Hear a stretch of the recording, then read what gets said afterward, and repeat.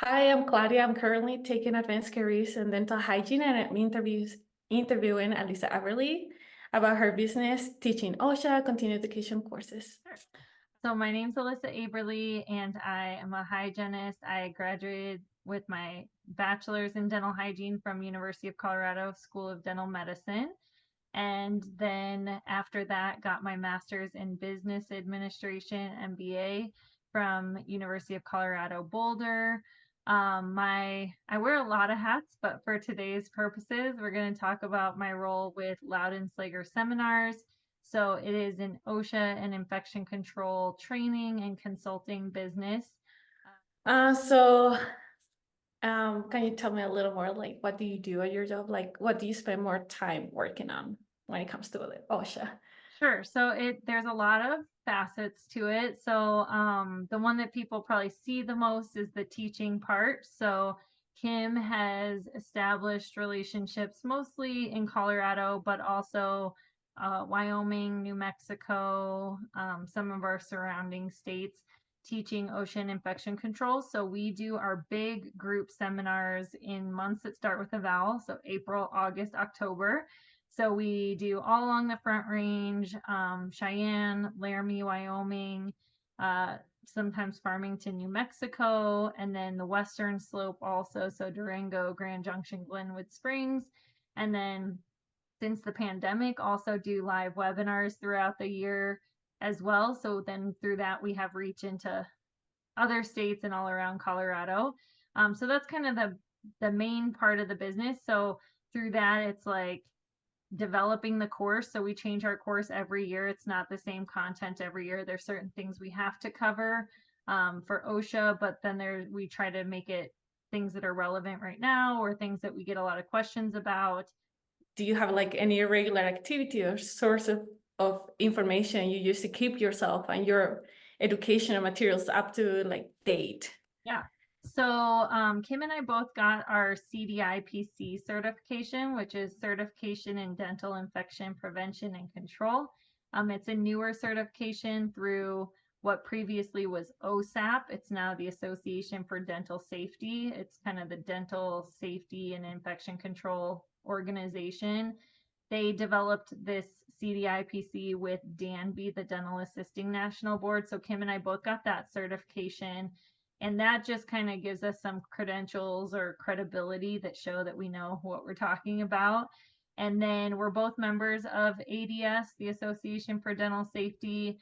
And so they send out a lot of resources. They have webinars throughout the year. They have a weekly newsletter. Um, their website and some of their books that they have out are really helpful resources as you're trying to find information.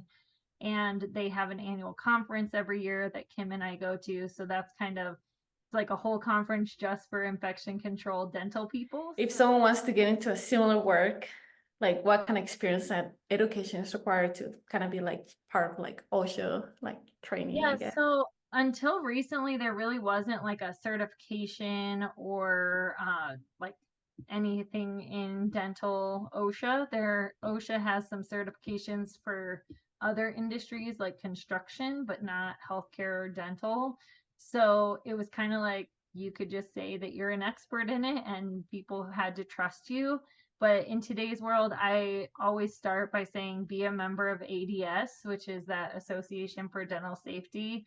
And second thing I would say is to get your CDIPC. And that's not just if you want to teach OSHA, but if you want to be an infection control coordinator for an organization or a practice, if you want to, I don't know, anything infection control related, I would say start by getting that CDIPC because it's extra continuing education, but also just extra education for you. How do you maintain like the work-life balance, being a hygienist, and working OSHA and other stuff? That's a good question. I'm still working on that. But I think for me, usually what has helped is kind of block scheduling. So Tuesdays is my clinical hygiene day, and so I know that I'm probably not going to respond to a bunch of emails about OSHA on Tuesdays.